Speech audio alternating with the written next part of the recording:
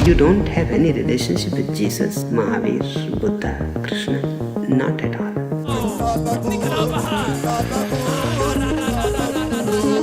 They teach you to love Jesus. Why?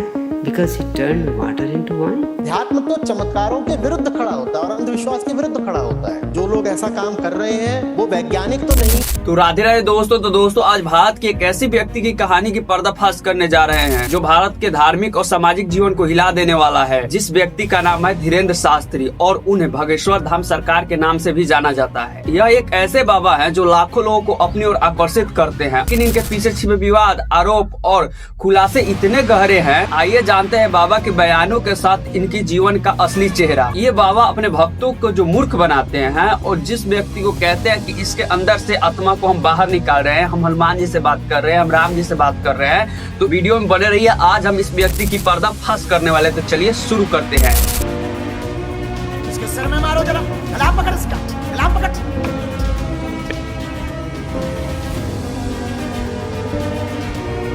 Dhirendra Shastri का जन्म 4 जुलाई 1996 के मध्य प्रदेश के छतरपुर जिले के गरवा गांव में हुआ था और उनका नाम था धीरेन्द्र कृष्ण गर्ग और उनके दादा एक प्रसिद्ध संत थे। वे राम भदारिया के गुरु कौशन में शिक्षा लिए हैं। भगेश्वर धाम एक प्राचीन हनुमान मंदिर है जो सनातन धर्म के अनुसार विग्रह का एक स्थल है। ये धाम लाखों लोगों को आकर्षित करता है, जहाँ बाबा चमत्कार की बातें करते हैं, लाभ 100% होगा, आशीर्वाद। जहाँ मन की बातें पढ़ना और लोगों की रोगों को ठीक करना। विधि कर देवी, कैंसर की दवाई धाम पे मिल है, ठीक हो जाएगा, आशीर्वाद। माँ बीमार है, 3 साल से दर्द कैंसर नामक रोग बना हुआ, ओमवती को कृपा हो जाएगी, आशीर्वाद। ये अखंड ज्योति जलाएं, 50 ग्राम देसी गाय के गोमूत्र में 2 खड़ी हल्दी की गांठ पीस करके मिला करके रोगी को पिलाएं, लाभ 100% होगा, आशीर्वाद। और इसके बारे में आरोप लगे हैं कि ये धार्मिक भ्रम और जादू टोने का केंद्र है। भगेश्वर धाम की एक बयान है जो बहुत ज्यादा फेमस हुआ था। वो कहते थे कि मैं हनुमान का अवतार हूँ और आपकी आत्मा की बातों को पढ़ सकता हूँ। नंगा कर दिया जाएगा, हम हनुमान जी के सेवक हैं।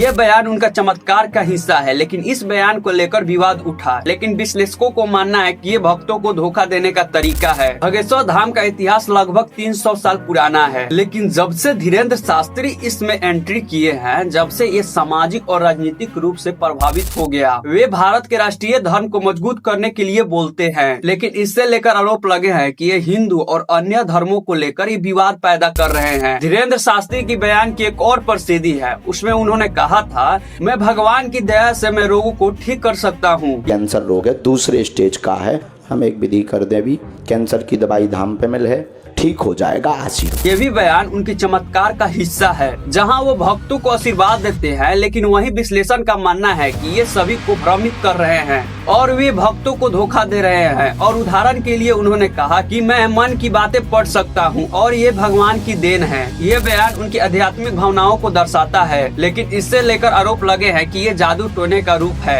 धीरेन्द्र शास्त्री का बयान अक्सर भावुक और राष्ट्रवादी होते हैं, लेकिन वे अक्सर विवाद स्पष्ट हो जाते हैं। एक बयान जो उन्होंने दिया कि भारत को हिंदू राष्ट्र बनाना जरूरी है, हमारा साथ दो, हम हिंदू राष्ट्र बनाएंगे और हमें अपनी आत्मा को जगाना होगा। यह बयान उनके राष्ट्रीय धर्म के विचार का प्रतिनिधित्व करता है, लेकिन इससे तो स्पष्ट हो जा रहा है कि ये भारत में धार्मिक भ्रम फैला रहे हैं। वे दावा करते हैं कि मैं भारत को हिंदू राष्ट्र बना दूंगा। हिंदू राष्ट्र के साथ कौन कौन है?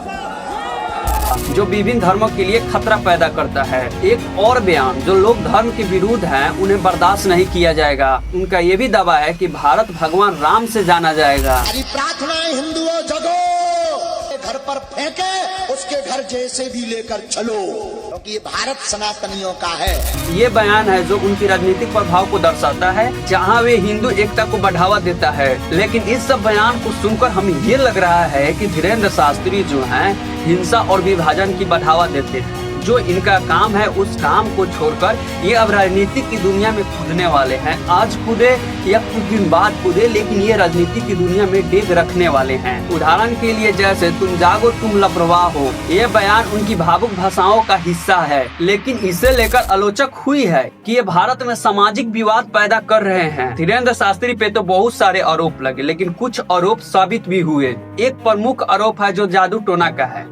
ये दावा करते हैं कि वे मन की बातें पढ़ सकते हैं, लेकिन विश्लेषकों की मानना है कि एक मानसिक चालाकी है। जैसे उदाहरण के लिए मैं आप लोगों के एक और लड़की की नाम धर रहा हूँ जिसका नाम है सुहानी। वो भी है जो किसी की माइंड को पढ़ सकती है, और पढ़ के क्या वो भी पर्चा बना सकती है।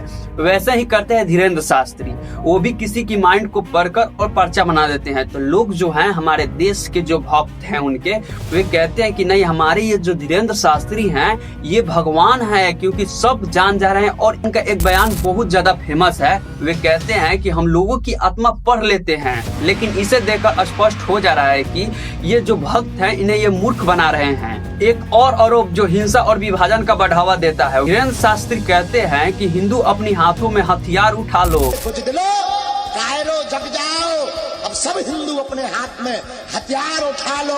लेकिन ये जो बयान है उनकी भावुक भाषाओं का हिस्सा है। ये बयान को लेकर आलोचना तो हुई है कि ये भारत में समाज का अस्तित्व पैदा कर रहे हैं। उन्होंने बहुत सारे कुछ कहे हैं, लेकिन हमको एक बात तो स्पष्ट है कि ये जो बाबा हैं धीरेंद्र शास्त्री, इनका उम्र अभी जानते हो कितना साल है? 26 साल। 26 साल में ये बाबाई कर रहे हैं। अभी से उनको लग रहा है कि 27-28 साल का हो गए होंगे। इतना कम उम्र में ये बाबा बन गए हैं। और ये देश में ऐसा नहीं है कि केवल बाबा है तो किसी को अच्छी बुद्धि दे रहे हैं, ये भी नहीं है। समाज के अंदर विवाद पैदा कर रहे हैं, हिंदू और अन्य धर्म के बीच विवाद पैदा कर रहे हैं।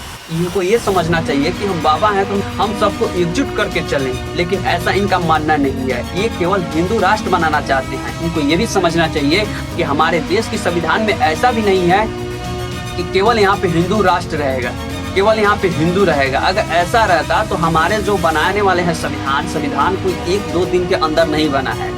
जो व्यक्ति संविधान को लिखा है वो उसी टाइम कर देता है कि हाँ जी इस देश में केवल हिंदू रहेगा, इसे हिंदू राष्ट्र बना दिया जाएगा। लेकिन आज आप बात कर रहे हैं कि हम हिंदू राष्ट्र बनाएंगे, तो आज अब इस देश को हिंदू राष्ट्र बना दीजिएगा तो इतना सस्ता भी नहीं है आप इस देश को हिंदू राष्ट्र बना दीजिएगा।